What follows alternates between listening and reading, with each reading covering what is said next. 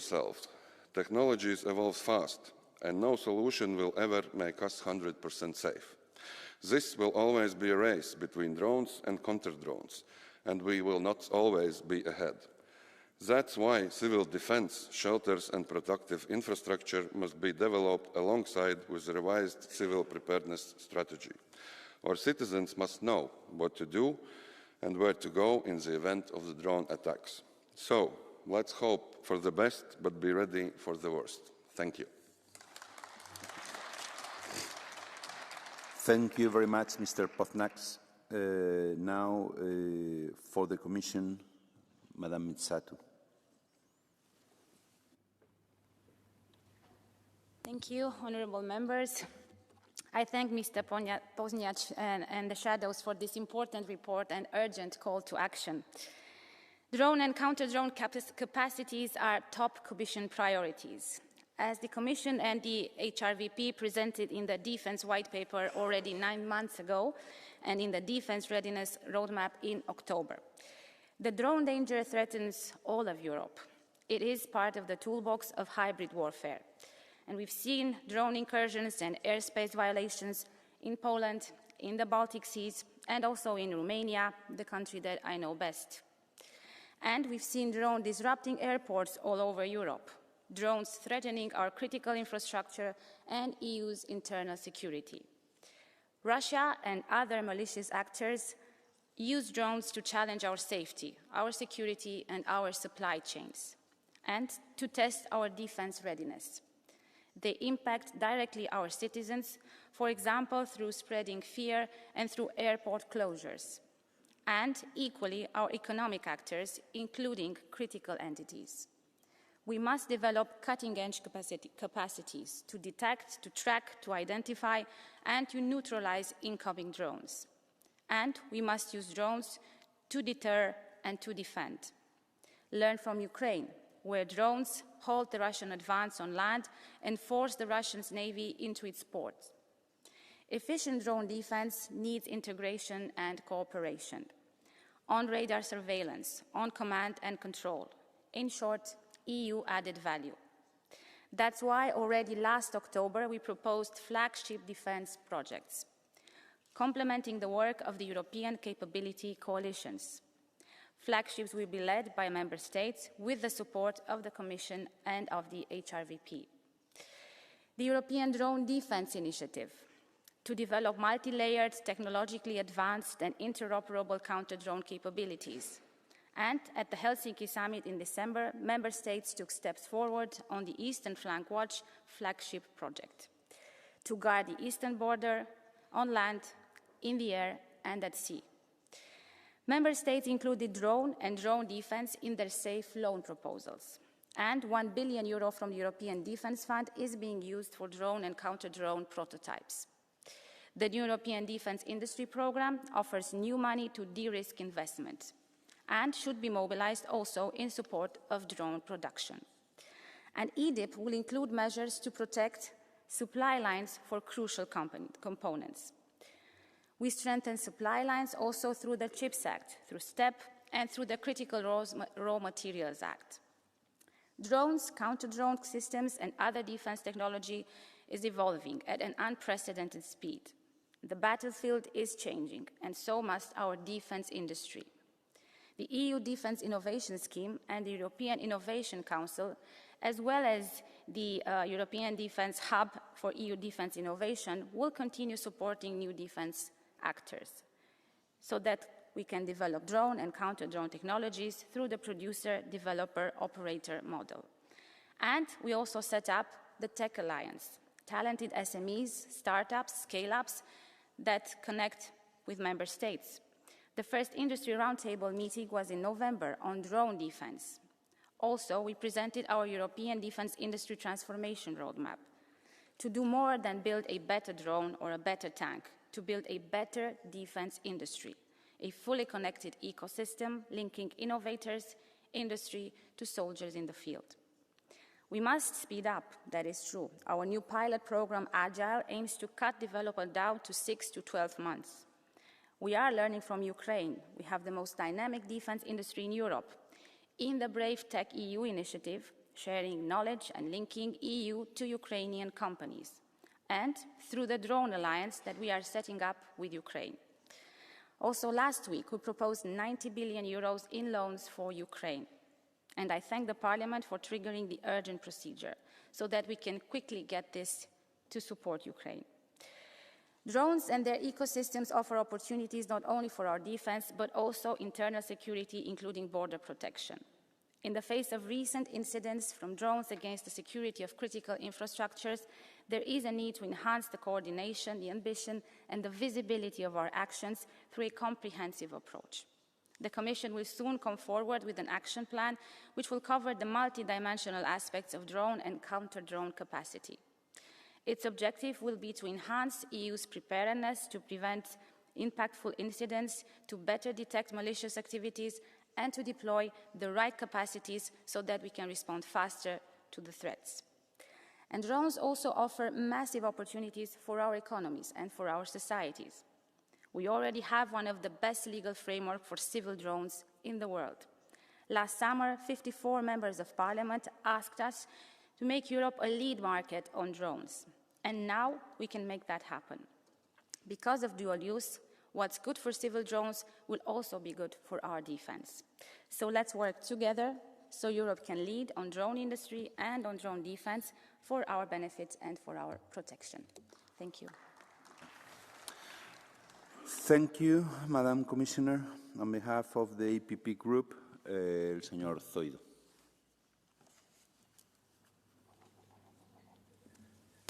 Muchas gracias. Thank you very much, President. Vice President, in 1903, the New York Times said that airplanes were unnecessary inventions, and they would take, millions of years before they became a reality. But then the Wright brothers managed to launch the first flight in history. Then a few years later, the air attack on Pearl Harbor made it clear that airplanes were not just a reality. No, they were a decisive factor which would determine who wins the wars of the 20th century, or who won the wars of the 20th century. Well, now we're in the 21st century with drones, and Ukraine is a dramatic example of this. According to many analysts, more than 70% of deaths in the war in Ukraine have been caused by drones. But the impact is not limited to the battlefield. We've seen Russian drones also affecting European infrastructure and interrupting traffic in our airports. Therefore, Europe needs to respond urgently to this threat. Industrial projects that are being developed, such as Eurodrone, are falling behind, and we need to see a European drone wall. And this, what will be announced next week, is actually a good thing. Vice President, we need to speed up and scale up. Ukraine is able to produce more than 5 million drones a year, but in the EU we don't even reach 10% of that figure. We Europeans have a lot to learn about the drone industry in Ukraine, with more investment in innovation, with much more robust supply chains, and with permanent coordination between industry and armed forces. Ukraine, in 2022, experienced its own Pearl Harbor, involving drones in this case. We need to ensure that the European Union advances in this regard, and that is what we are suggesting in this report that we're approving today. Thank you. On behalf of the S&D Group, Mr. Maniatis. Chair, the drones and the anti-drone systems are a constituent part of the defense of the member states. Unfortunately, the European Union has stayed behind in this crucial area. The recent overflights over airports and energy and military infrastructure and installations in some member states showed our weaknesses. Now, the report that we're submitting has as its aim to have a complete plan in order to face this gap. We have to move directly in developing the capabilities and the incorporation of the capabilities in our defense dogmas, but also in the plans for civil protection of the member states. We should use methodically the lessons from Ukraine, and Ukraine is an example to imitate. Furthermore, we cannot ignore the strategic danger of the dependence from non-European sources for spare parts and raw materials. We have to support an autonomous industry in Europe for drones, and also to have the supply chains and support the production in the European Union is a very important issue for sovereignty and security. Thank you. On behalf of the PFE group, Monsieur Tironi. Chers collègues, ladies and gentlemen, certain innovations in the military field are more than just examples of technology supporting our armies. They actually call for deep-rooted reform of our whole vision of security. This applies to drones and to the contrary, which is the fight against drones. This Commission report makes it clear we haven't sufficiently taken on board the changes which drones imply. This is demonstrated clearly by the way in which our countries are powerless when drones overfly airports and other critical infrastructure. Over and beyond the battle for European industry, drones can actually be a tool for massive paralysis. This is why it's so important that we rethink the way we defend our territory, ensure we have robust defence systems, while modifying legislation to ensure that we can fight against drones. Whenever the environment makes it possible, it should be possible for us to either scramble the signals to or shoot down drones without red tape. Our armies and defence industries must be in a position to produce in massive quantities cheap drones. This is the future of air defences, working together with high-performance arms, with low-cost co-capabilities where we can actually keep the cost down. Rapporteur, thank you for encouraging people to recognise the importance of this global new phenomenon, drones. On behalf of the ECR group, Mr. Dvorczyk.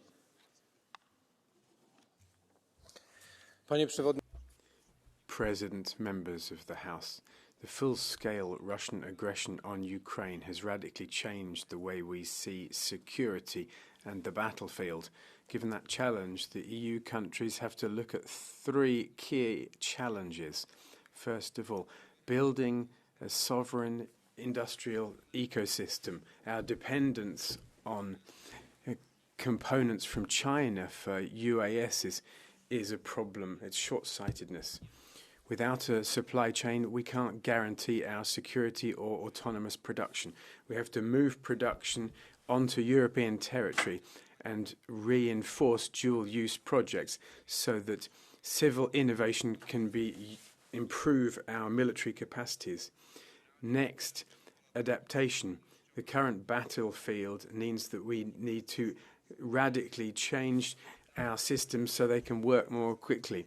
At the moment, European procedures function according to a rationale that belongs in a previous time. We need to speed things up. We need a way for private capital and startup to work on technologies that we'll need in the future. And thirdly, convergence of critical infrastructure. Drones go across the demarcation lines between these. We need command and control that's coordinated. Our critical infrastructure has to have a drone shield around it. If Europe wants to be safe, then we have to be technologically independent and prepared for a new generational war.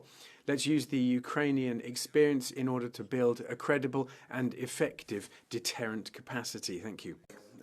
My next speaker on behalf of the Renew Group, Madame Boutmans. Commissaris. Commissioner, ladies and gentlemen, we've already heard it. Europe has to start speeding up immediately. Drones are the troops of the future. That's quite clear. Just look at what's happening in Ukraine, the way that drones are being used. These tiny machines can actually cause enormous damage. Look at the way in which drones are able to bring our airports to a standstill. That's happened to Brussels Airport. They can be used to spy on our troops. So we have to better understand the growing hybrid threat. Colleagues, what's even more dangerous is the fact that 60% of the components we need come from the US and China, making us dependent on them. And anybody who's dependent is, of course, vulnerable. If Europe is to be prepared for the future, we have to ensure that we can work more quickly and more effectively. This report puts forward 3 important proposals. First of all, Europe must build its own drone industry. We have the know-how, we have the industry. 80% of our drone businesses means that we have subject to chaotic rules, too many rules. We have to ensure that we can speed up the approvals process. Let's cut red tape. We've just heard that Ukraine can produce 5 million drones a year. They've got the know-how and the ability to do that. In Ukraine, they've recognized the dual use and importance of drones. Drones are also important for civilian use. In my own town, St. Trauda in Belgium, we're looking into creating a drone port. We think that drones can be an important part of future transport infrastructure. And finally, a European drone shield is essential. This is an overriding priority, and we must get down to work on it immediately. Thank you, Chair. Commissioner, dear colleagues, I'm going to speak in Danish. I den aktuelle geopolitiske situation er det...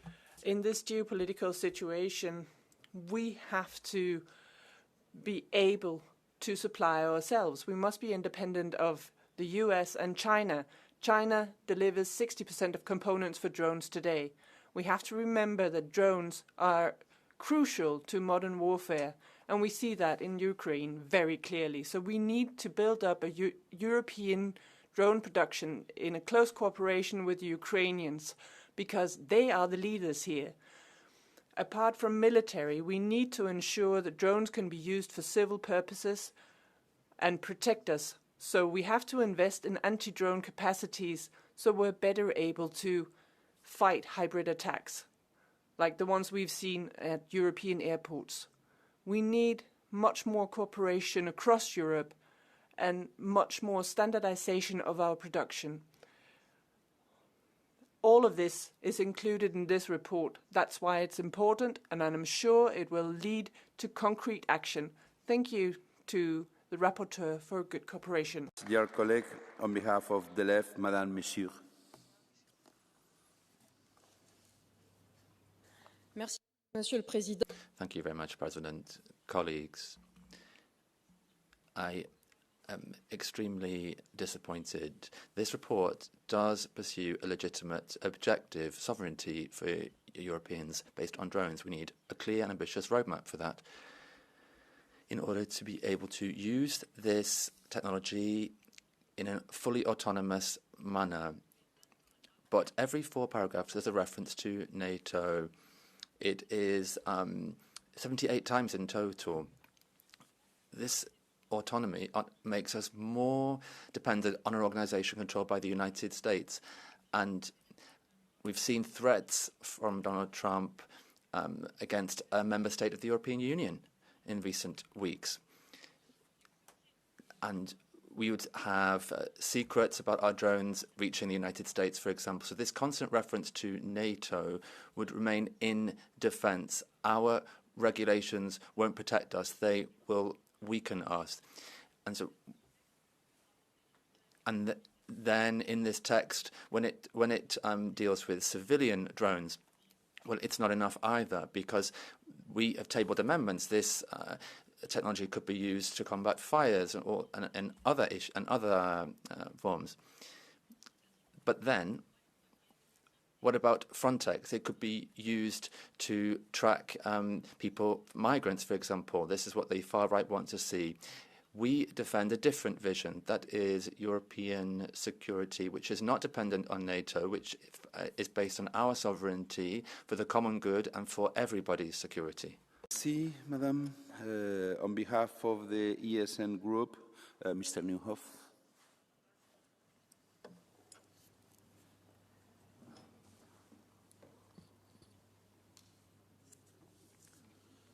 Meine Damen und Herren. Ladies and gentlemen, Mr. Posnak's drone report includes some extreme good expert knowledge. However, it doesn't actually address the threat that we're faced with. Let's be clear that we have a real wreck of our security policy in Europe. For decades, we have thought that being an economic power would be enough to create geopolitical influence. But only if you have your own military capacity can you guarantee and be effective in security policy matters. As such, our own European industrial base is the right way to go, and the AFD and the ESN will support that. Security policy novelties require an evaluation before they go forward. As you know, in security policy, we look at risks and threats and distinguish between the two. A threat is when the aggressor has both the intention and the capacity to harm another party. NATO members in Europe are not being threatened at the moment. That's the only answer we can give to that question. Not by Russia, regardless however often this nonsense is repeated. Russia has neither the intention nor the capacity to successfully attack a NATO member or take them over. The Russian forces haven't managed to take Donbass in the last 4 years, even though that is the declared goal of the Russian leadership. Russians in Paris, Russians in Berlin, do you really believe that's going to happen, Mrs. Strack-Zimmerman? And why? Does Russia need more land?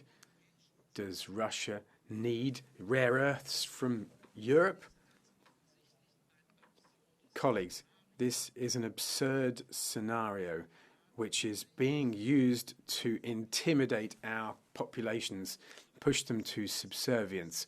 And it's far from reality as well. You might as well say that we could push the Russian forces back to the borders of 1991. Yesterday we heard here that Russia's defeat in Ukraine would be the most cost-effective and effective investment in European security. Well, that is an absolutely wrong forecast for security policy. The AFD and the ESN want security policy that is based on reality.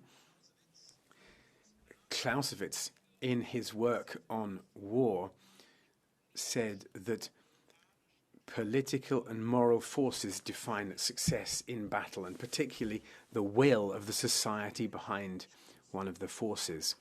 And that just comes from statements made by self-satisfied politicians, but rather when people know who they're defending and what they're supposed to be defending.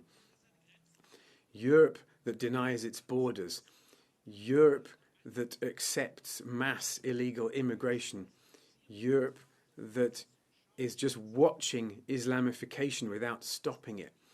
Europe whose elites are threatening freedom of speech. Europe whose young people are pushing out rainbow propaganda rather than love of their homeland.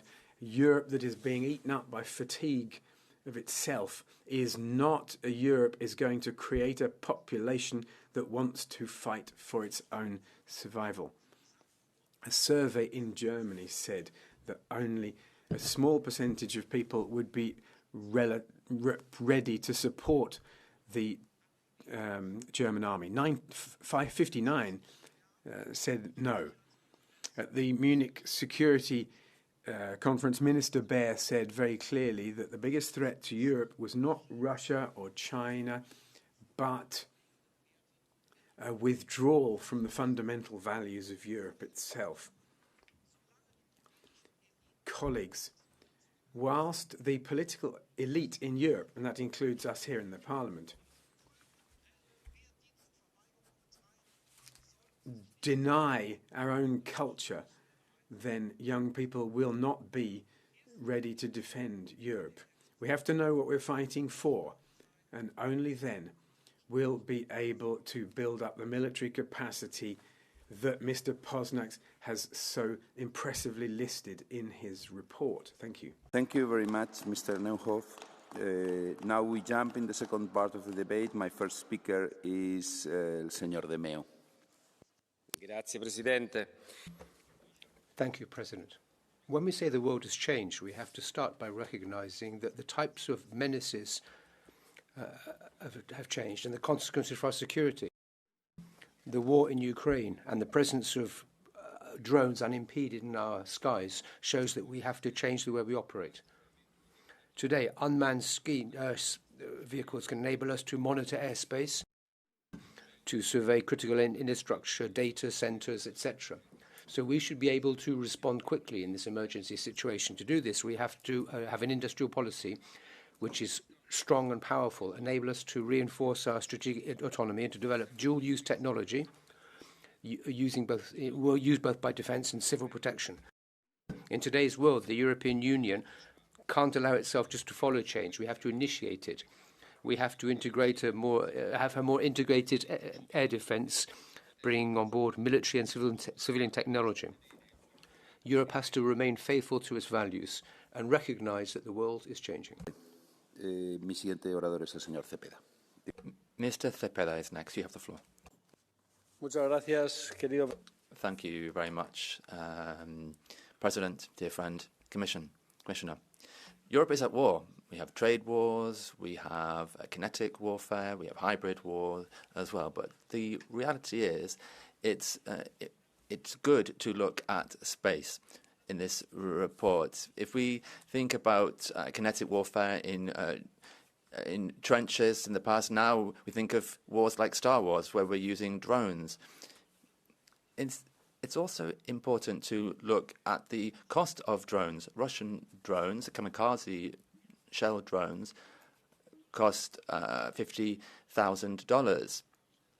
The Jabera ones are even more expensive, and the new European drones cost tens of thousands of euros.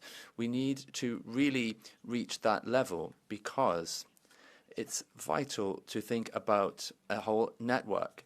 Europe does not have that. We need to look to the future, look to satellites, know exactly what to develop and where to develop with Copernicus, be proactive on that, because that is what will give us effective, powerful coverage for the drone system we need to implement. Our security is at risk, and Europe needs to make an effort to protect all of its citizens. Thank you. My next speaker is Mr. Vistisen. Her snart 3 år efter. Almost 3 years after the full-scale invasion of Ukraine by Russia, the world has seen how cheap drone technology has been able to change the battlefield completely. Still, it feels as if we, in the EU and in NATO, have been sleeping through this. When we see drone incursions, we've reacted by sending very expensive fighter jets into the air so they could shoot down drones with missiles that are thousands of euros, even millions, for just one action. Or, like we saw in Denmark, in Copenhagen and in other places, where months after we closed our airspace, we couldn't even explain how we would have fought the drones if we had detected them on time. We were caught out. We cannot, year after year, in our continent, look at cheap military technology and see how that changes the strategic landscape completely without being able to react quickly and effectively.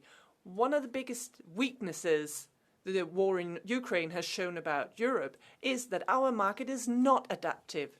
They're not able to deliver on military capacity build-up so we could deliver the weapons to Ukraine and be able to defend ourselves at the same time. That has to stop now. That's why we need now to act. Thank you.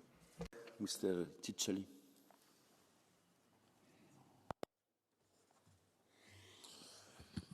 I droni e I nuovi sistemi di guerra non sono tecnologie.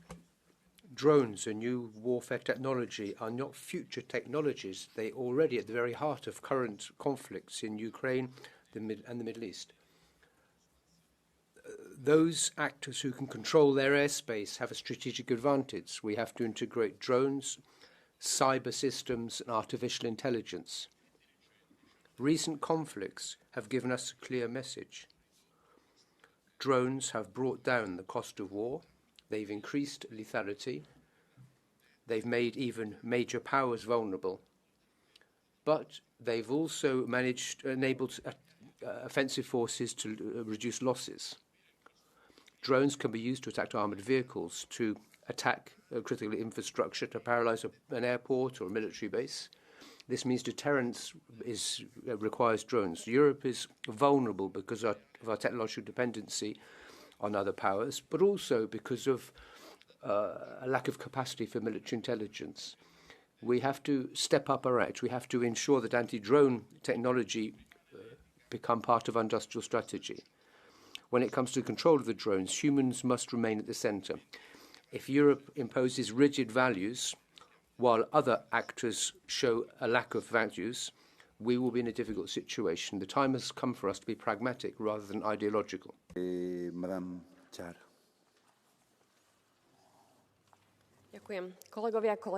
Thank you, colleagues.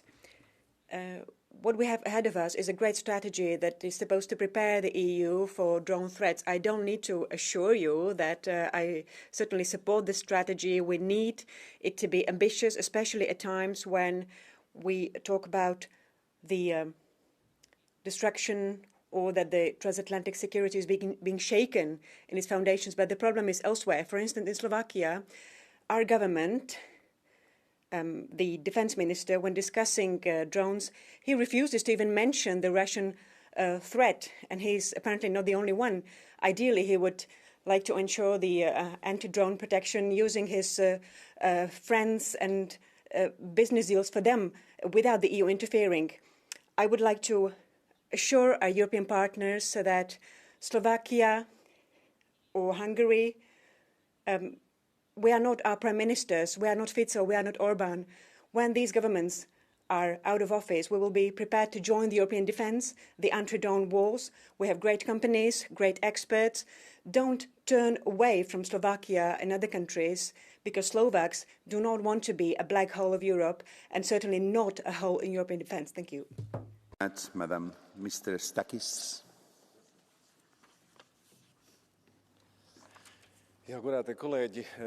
Dear colleagues, drones are no future technology. We need them today for the defense capacity and for the civil security as well.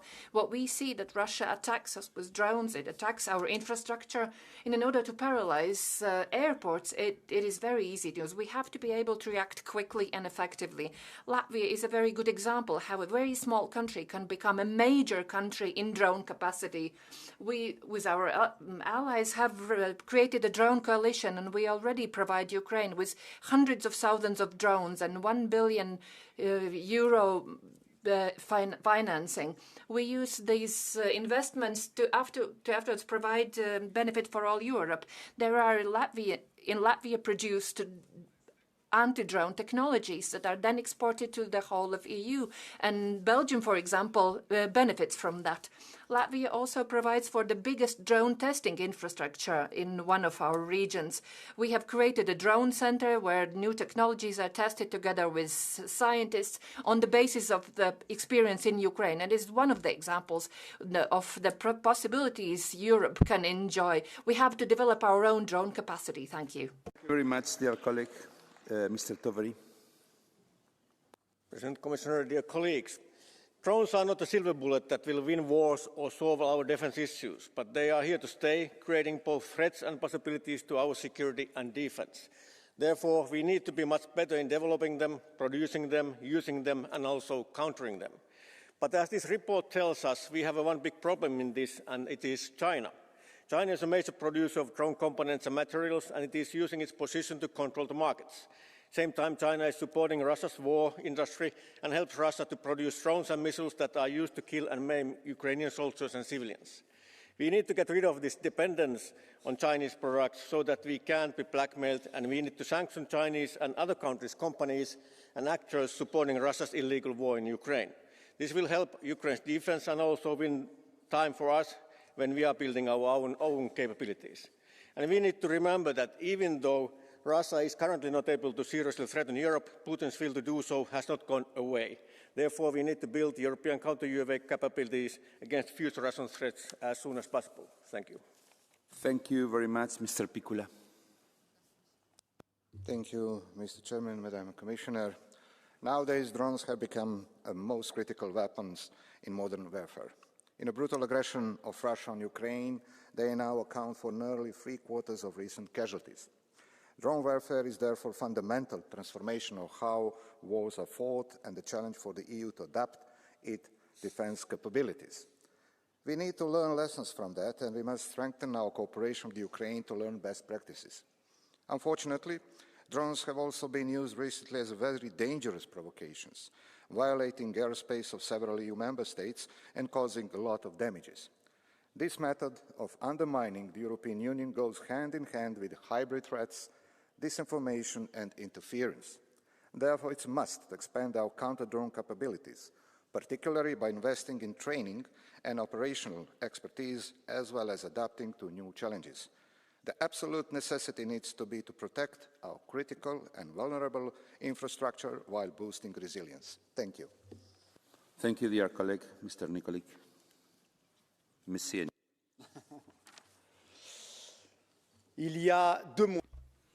2 months ago, the Chief of Staff in France, Mr. Mandon, with Mr. Macron's support, said that we had to accept losing our children to go to war.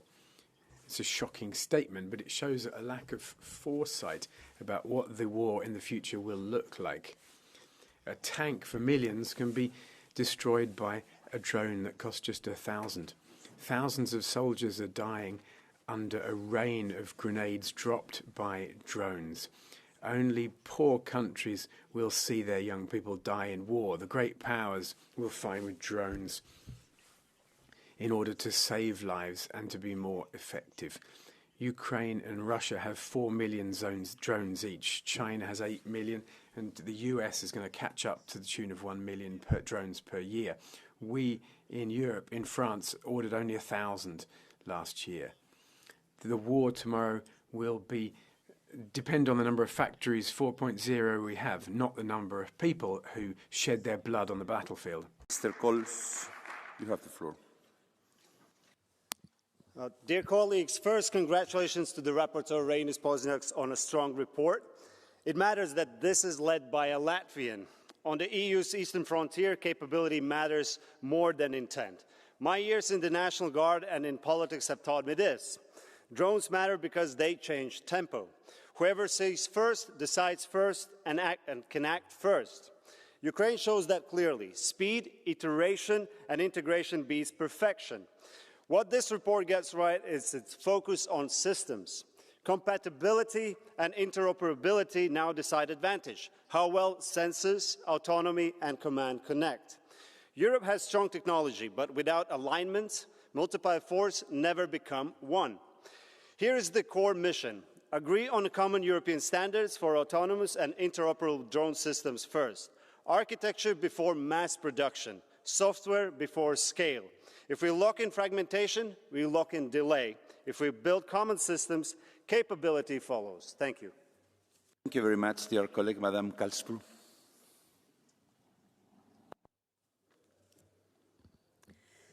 President, Ukraine needs Europe. Even more so, Europe needs Ukraine.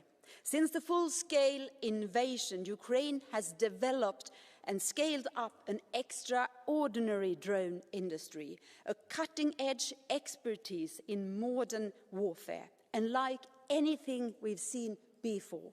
In a basement somewhere in Ukraine, I got to witness it myself, a high-tech army of volunteers working tirelessly every day of the week and every hour of the day to construct and repair drones.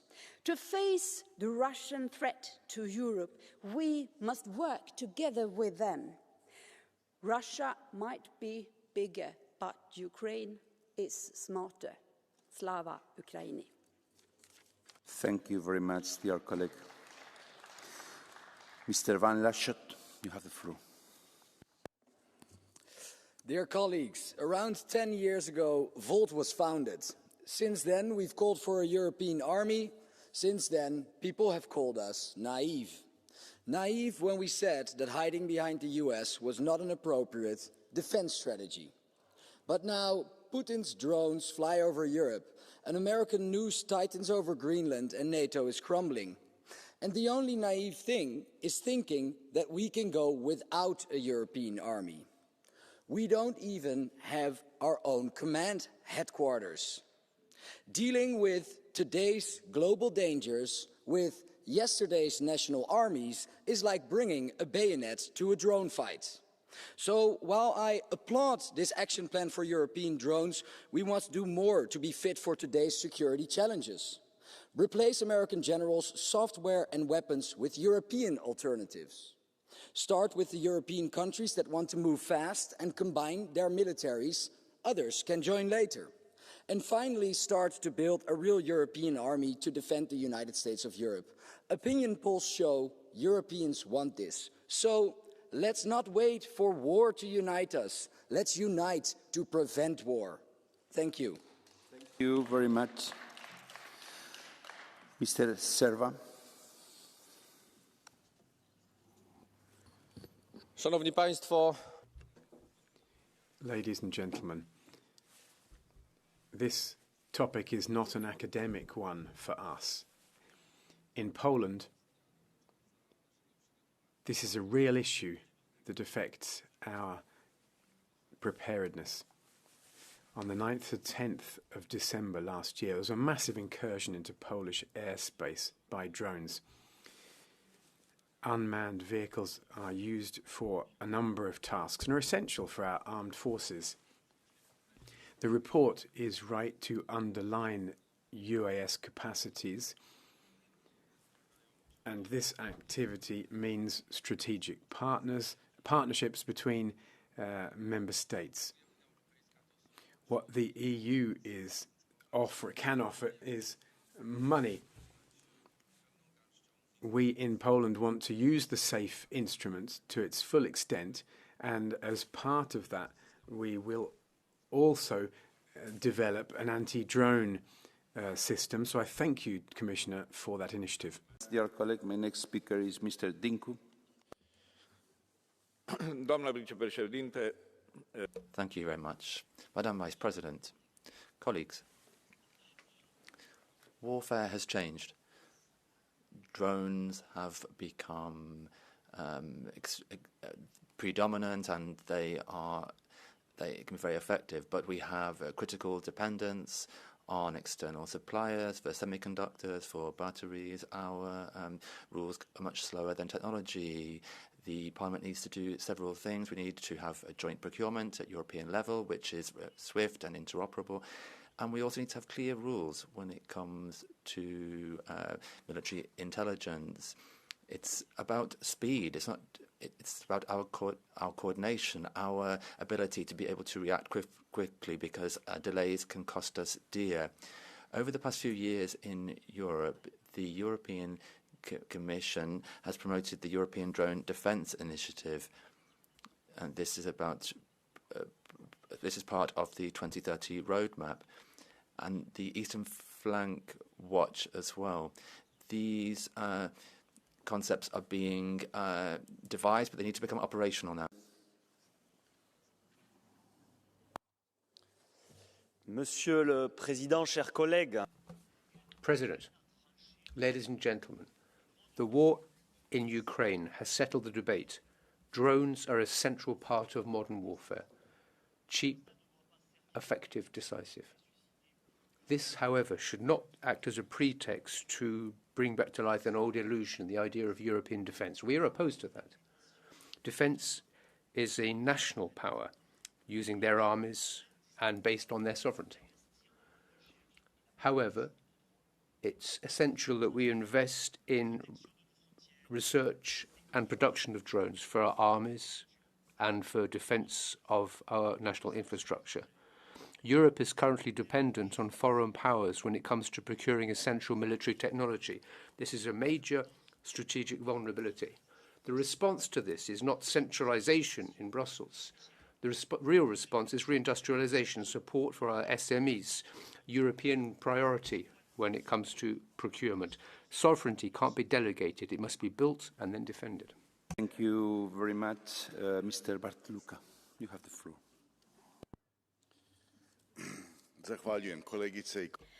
Thank you, dear colleagues. Modern warfare is rapidly changing and Europe must adapt.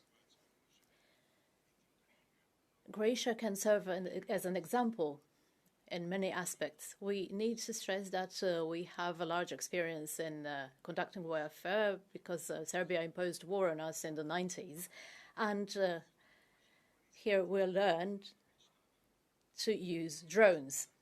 During the Homeland War, despite the embargo and the lack of resources, we devised improvised UAVs to guide our cannons.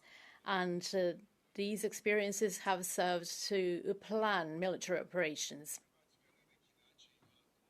Croatia had a different situation than Ukraine nowadays, not only because of the embargo, but also other circumstances. But we emerged as victors, and we have to act like victors. You have the floor. Thank you, President, Commissioner and colleagues.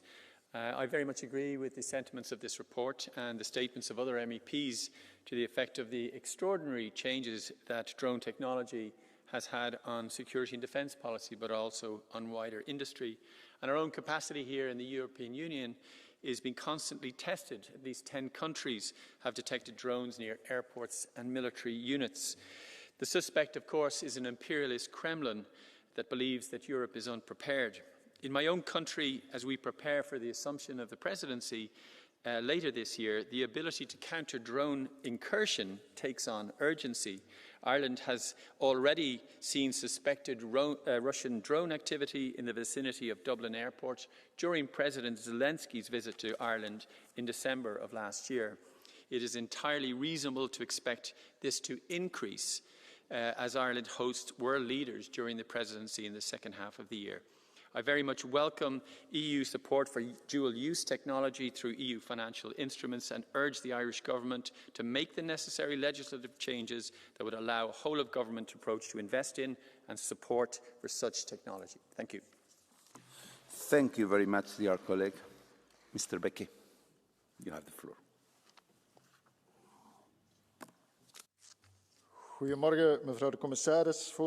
Good morning, Commissioner. President, ladies and gentlemen, drones and counter-drone technology are no longer something in the vague future. They are an essential component of our defence and of our economy. As is the case with other innovative sectors, however, we face the same barriers: too little access to financing, too many rules, and a lack of space for growth. Europe cannot slow down innovation through red tape or administrative burdens. We have to try to become world leaders. We shouldn't be trying to reinvent the wheel. In Ukraine, the battle is taking place in terrible conditions, and the war is based on drones. We have to translate that experience into European innovation and technology. We should also play to our own strengths. Flanders, my own region, Limburg, are absolute European leaders when it comes to drone innovation. We have an existing ecosystem. It's there. We should try to build on that, showing ambition, trust, and decisiveness. Only in this way can we help promote top-level European technology for both military and civil and dual-use purposes. Mr. Mavridis, you have the floor. Congratulations to the rapporteur and the shadow rapporteurs, our colleagues.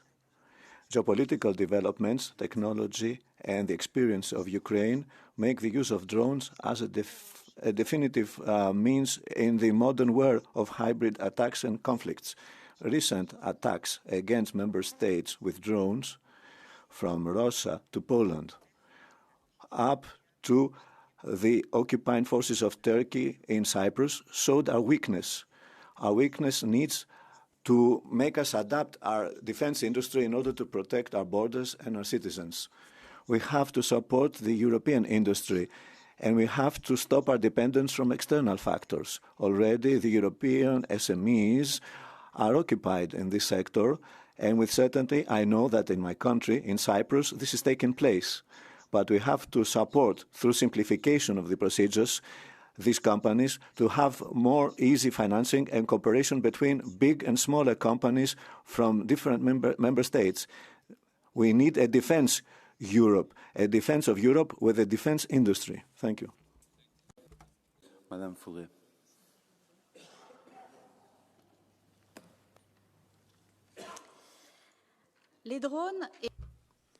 Drones and new warfare systems have transformed conflicts. They're quick, cheap, autonomous, and can strike strategic targets. The EU should adapt, must adapt, but that should not be a political pretext. Under the cover of security, the Commission is pushing for federalized defense, with more and more programs and funds without any clear basis in the treaties for them. But the treaties are very clear. Defense is in the national remit, part of national sovereignty. The Commission has no democratic legitimacy nor operational responsibility for military operations or the life of our soldiers. Yes to technological cooperation, yes to innovation in drones and UA and defense systems, but no to a European army de facto, created without any mandate from the people. European security is based on responsible and strong nations, but not some sort of military centralization in Brussels. Mr. Terhes, you have the floor. Dear colleagues, the European Parliament's report on drones and new systems of warfare rightfully points that unmanned systems have fundamentally changed modern combat. Drones are now decisive force multipliers, providing reconnaissance, precision strikes, logistics, and electronic warfare, as demonstrated every day in Ukraine. Europe must lead in this critical field. Therefore, first, we must invest strategically in drone technology and build strong industrial and operational capacities within the European Union. This includes reducing dependence on external suppliers for key components, as well as removing unnecessary bureaucracy that slows innovation, procurement, production, and deployment. Second, we must deepen our cooperation with Ukraine. Ukrainian engineers, manufacturers, and operators have gained unmatched experience in developing, deploying, and scale drone systems under real combat conditions. Third, drones must be fully integrated in our defense structures alongside effective counter-drone systems. To achieve this, we must prioritize funding, streamline production, and scale production. Europe must build not only the best drones, but also be able to produce them quickly and in large numbers to ensure our security and deter any aggressor. Thank you. Thank you, dear colleague. Madame Kulumuni. Arvoisa herra puhemies, tosiasian... Thank you, President. It's a fact that every member state needs to be prepared for these hybrid attacks and violations of sovereignty and drone attacks. The Russian border has a very important role. It's 1,343 kilometers with Finland. And all sectors need to play a key role. We depend on China and the United States, and we know that that's simply not sustainable. Preparedness is very important, and this needs to be understood across Europe. Reliability comes to raw materials, infrastructure, storage, expertise, innovation, use, and also as responding to drone attacks. We also need skills in administration as well, and this needs to be in all member states, and we need to have close cooperation with Ukraine and NATO. Madame Teodorescu-Mavi. Tack talman. vi befinner oss i ett paradigmskifte som förändrar slagfältet i grunden. Thank you, President. We've seen these enormous changes on the battlefield. The art of war has been radically changed because of the use of drones. Change similar in its impact to the arrival of rifles and others. Every year, Ukraine used millions of drones to beat off Russian attacks. Hundreds of millions of drones have been produced in the country. This demonstrates that military technology can be rolled out in real time. So we can't accurately predict future changes, but what we can do is ensure that we have sufficient access to the components we need so as to ensure that we can roll out massive production, providing drones both for the Ukrainians and for ourselves. Our military capacity must be set up before war breaks out, before these threats come true for tomorrow's battlefields. Our determination alone won't be enough. We need to ensure that we step up our industrial production. We must hone our resistance, and we have to start doing that today.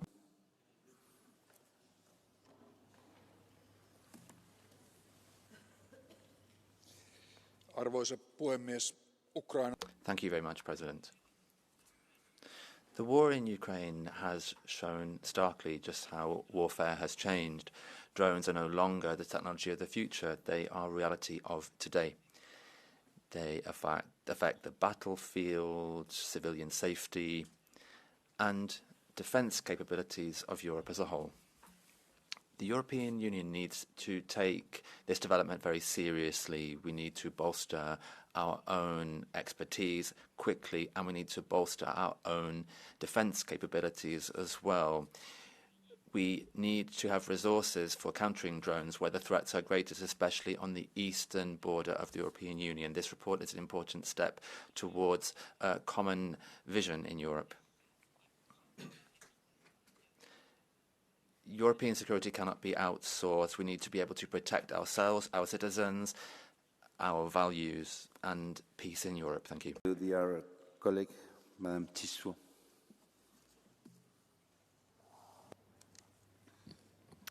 Panie Przewodniczący. President, members of the House. Drones have become the weapon of mass destruction of the 21st century. They're cheap, mass-produced and deadly. Ukraine has removed any illusions in that respect. For Poland and other countries on the eastern border of the EU, the Russian drone attacks and the violation of our EU airspace are not one-off cases. They're part of a hybrid war against the EU and NATO. Article 42, Para 7 of the treaty can only have any meaning if it's translated into real military capacity. Solidarity on paper won't stop drones flying in the direction of hospitals and power stations. So Europe needs a European drone shield, integrated, layered, working in real time, capable of detection, disruption, interception, and defence of civilians. We have to reinforce the defence of the eastern border of the EU. Safe money is essential because either we arm up or the Kremlin will come for more. La señora Sofko.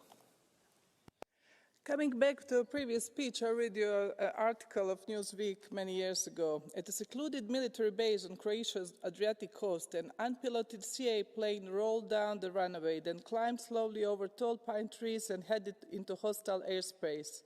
It was July 1995 and the new conflict was brewing. Serbian leader Slobodan Milosevic has conquered Croatia's Krajina border zone with Bosnia in 1991, and now Croatia was preparing a lightning assault to get it back. Americans in military uniform operating from a cream-colored trailer near the runway directed drone to photograph Serb troops' position and weapons emplacement. According to top Croat intelligence officials, copies were also sent to the headquarters of the Croatian general in command of Operation Storms. We now understand why we need drones, and we need the drone wall. On the eastern flank, on the western flank, we should also involve willing Western Balkan partners in the drone wall project. We have to protect our borders. We also have to thank our American partners who were helping us with their technology at the time. And we have to keep fighting in Ukraine and in all these endangered borders alliance where Europeans are facing, together with our transatlantic partners, a menace of actual dictators. Thank you. Thank you very much, Madam. Mr. Tonin, you have the floor. Dear President, dear colleagues, the war we are witnessing today is not a technological revolution, it is a structural one. Drones have transformed the battlefield into a permanent zone of exposure where movement, logistics, and even survival are constantly contested. But one lesson from Ukraine is clear. Drones do not replace traditionally military capabilities. They reshape it. Drones are a powerful force multiplier for artillery, air defense, armor, or mass. At the same time, we must be aware that over-reliance on drones without the resilience and traditionally military capabilities creates dangerous vulnerabilities. This is where Europe must act, not by chasing individual technologies, but by building integrated systems, by ensuring that European industry sustains potential war efforts. War has changed. Scale and cooperation now decide about our survival. Europe must adapt now, or we will be defeated in the future. Thank you very much, dear friend. Mr. Terras, please, you have the floor. Thank you, Chair. Dear colleagues, Russian war of aggression against Ukraine has changed the battlefield permanently. We have witnessed incredible fast development of the field of the drone warfare. This applies both offensive and defensive measures. Drone warfare means also more challenges and tasks for the European Union. Our ultimate goal is to protect our people. To achieve this, we must be prepared both doctrinally and technologically. Drone warfare is yet another area where we are lagging far behind in the terms of competitiveness. I am convinced that when it comes to the drone countermeasures, we should proceed from the principle of so-called technological neutrality and develop all capabilities, both electronic and kinetic, which, when combined, will provide more effective drone defense. The EU should launch its drone defense through pilot projects, first involving member states bordering Russia. Acting on the smaller scale and faster will certainly help validate larger projects and contribute to overall defense of Europe. Thank you very much. Thank you very much, dear friend. Señor Sousa Silva.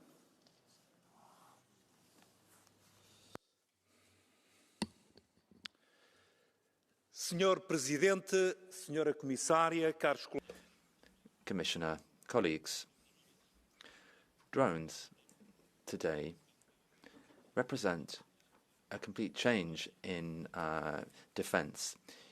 Ukraine has shown through its use at this decisive moment in the battlefield, and this has accelerated innovation cycles. Europe needs to keep pace with this, with clear rules and investment.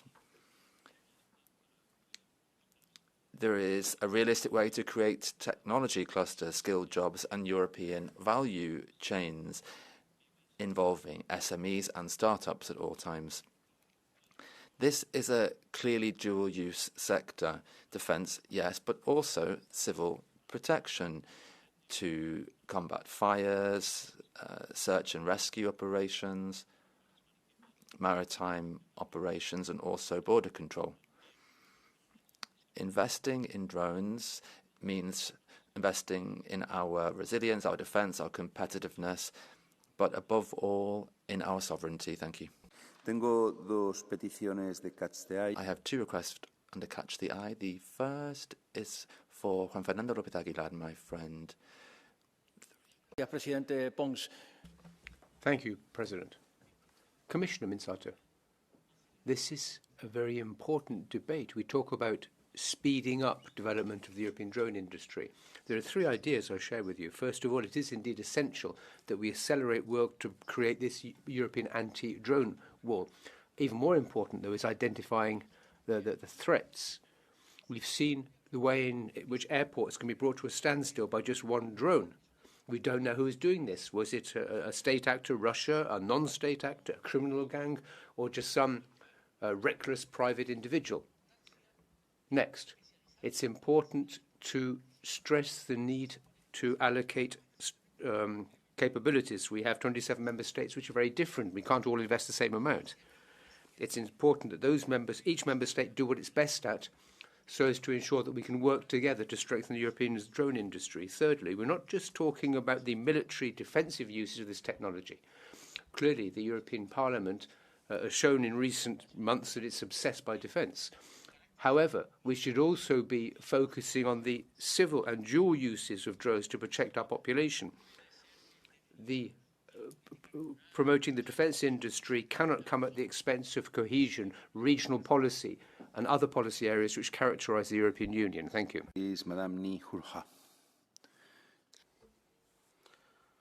Thank you very much, President, and thank you, Commissioner Manzatu. If the European Union truly wants to lead in drone technology, we must be prepared to invest in it, strategically and on a large scale. Drones are no longer niche tools, but essential technologies. Yes, they play a vital role in military defence, but they are equally essential for search and rescue missions, for policing our coastlines, against drug and human trafficking, for mapping, for agriculture, and for many of the everyday tasks that are necessary for Europe's security and resilience. Ireland is already at the forefront of this innovation. In Cork, ICP Newtech is producing advanced bomb disposal and firefighting drones. In Shannon, ATEC SIN is developing drones for surveillance, mapping and other critical issues. Our regional airports, especially Waterford Airport, are uniquely positioned to partner with our technological universities such as CETU in Ireland South to drive cutting-edge research and development. Thank you. Commissioner Manzatu, you have the floor. Yes, thank you for the very valuable debate, for your contributions. It is important to reiterate that drones and drone defense are the top priority of the Commission, clearly also of the Parliament. On my side, because my portfolio is connected with the work on our defense industry, it's important to note that designing a defense industry that takes value or that extracts the value from our European talents, from our students' education, from our STEM education, the skills, creating jobs, high-quality jobs related to this field is extremely important, because in the end we want an industry that is not fragmented, that is efficient, that is able to scale, but all that is dependent, of course, on the professionals, on the talent, on those that work in this topic. So I invite you, of course, to support with your vote this report later today, and all other topics related can be replied by my colleagues from the Commission that have been raised in the debate today. Thank you so much. Thank you. Thank you very much, dear Commissioner. The reporter, Mr. Pozniak, you have the last floor. Yeah, thank you very much. I will just use this opportunity to say thank you all for input, and thank you, Commissioner, for input in today's debates. I'm glad to hear that almost all of us are on the same page about this issue and the importance of this issue, and we all basically agreed that our biggest challenge is speed. So after later today, when this report, I hope, will be approved, nothing ends with that. It's actually will be the start, and we will need to push Commission to implement all this strategy. Thank you very much. Thank you very much for this and for your work. The debate is closed. The vote will be held today. Next item on the agenda is oral question to the Commission, a new action plan to implement the European Pillar of Social Rights. And the author is Madame Anderson. You have the floor. Mr. President, Executive Vice President, and dear colleagues, we are living in a time of uncertainty, geopolitical instability, the green and digital transitions, and deep demographic change are reshaping our societies and economies in unprecedented ways. This changing environment affects how we learn, how we work, how we live, and crucially, who benefits and who is left behind. Our labor markets, education and training, and social protection systems are under pressure. And while we can acknowledge that progress has been made towards the 2030 employment target, we must also be honest, progress on poverty reduction and training is far too slow. Inequalities between member states, regions, and social groups are widening, not narrowing. And this is a huge problem for people, societies, and the economy as well. These challenges do not affect everyone in the same way. Some groups are disproportionately exposed to job insecurity, low-quality work, skills mismatches, and poverty. Young people not in education, employment, or training, Roma communities, people with disabilities, older workers, single parents, and many others still face structural barriers to accessing quality jobs and decent livelihoods.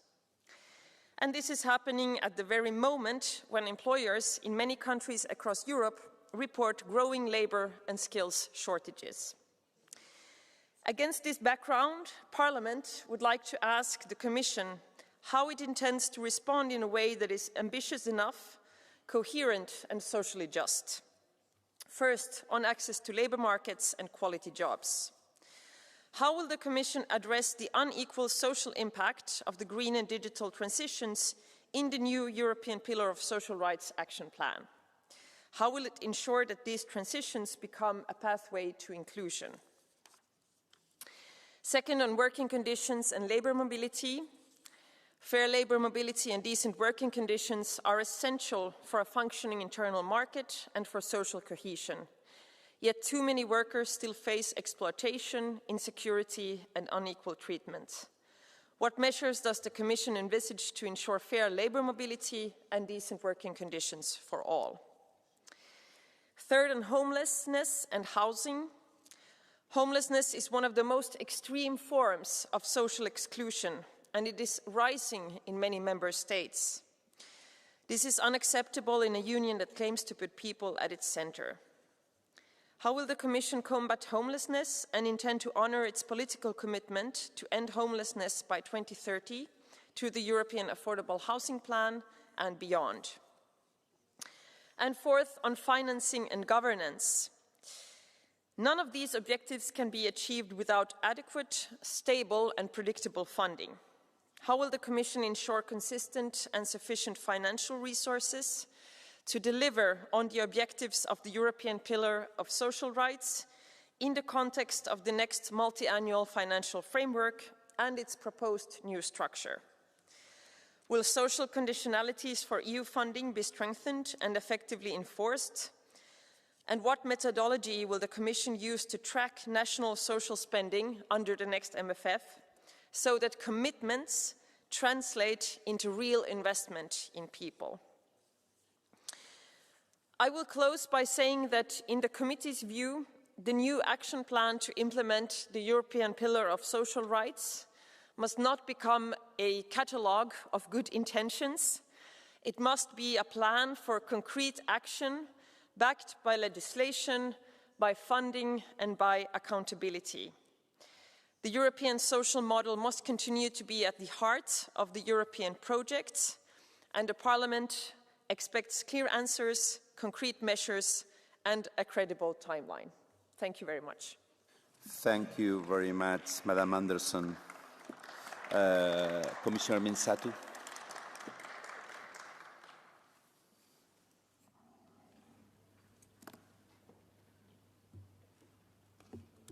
Thank you, honourable members. I would like to thank this House for the oral question that you adopted in December on the European Pillar of Social Rights Action Plan. It gives an important opportunity to us that we take stock of where we are so far in the mandate and what is yet to come. A large number of policies, of measures and legislation and guidance have been agreed since the Pillar Action Plan was adopted in March of 2021. So the tools and the instruction manual are ready. But now we have to be vigilant in making sure that the fair, inclusive and resilient social Europe that we want and that we need continues to be actually built. The 2021 Action Plan shows results. Progress has been recorded. However, we need to do more. We need to do better and we need to do faster in some areas.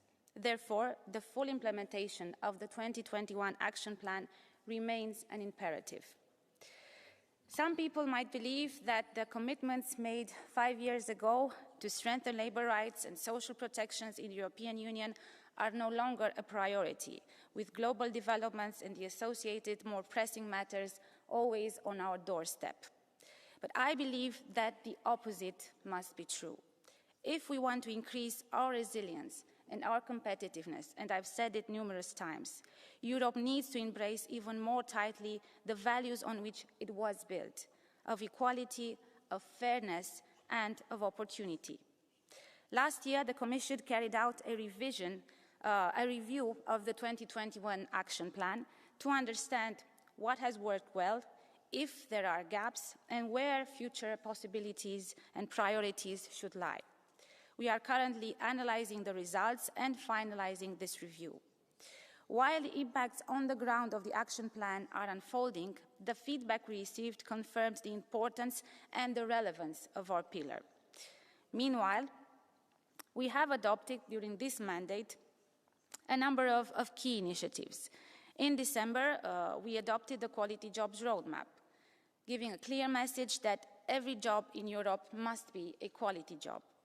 That is how we attract talent, that is how we reduce in-work poverty, and that is how we strengthen Europe's competitiveness. This includes ensuring that people furthest from the labour market can be brought back in helping address both social cohesion and labour shortages. The Union of Skills that we presented earlier in